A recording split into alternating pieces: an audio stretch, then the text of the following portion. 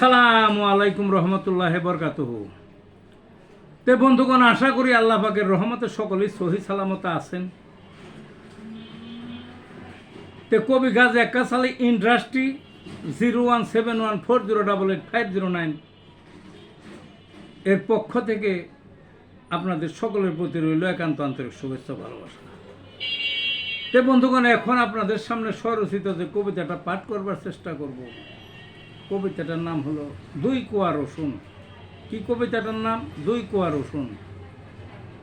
দুই কোয়া রসুন আর এক চিমটি গুড়ে ডলা দিয়ে মিহি করে খাও প্রতি ভোরে। দেহ হবে বলশালী, রোগ নাই ধারে, সারা শরীর উজ্জ্বল চকচক করে। রক্তের ফ্যাট যত গলে যাবে সাথে, হার্ট হবে মজবুত, ধরিবে না রোগে।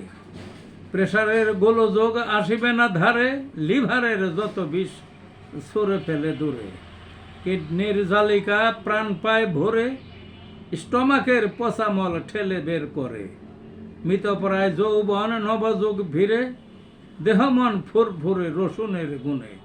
এই ছিল বন্ধুগণ কবিতাটা। ভালো থাকুন।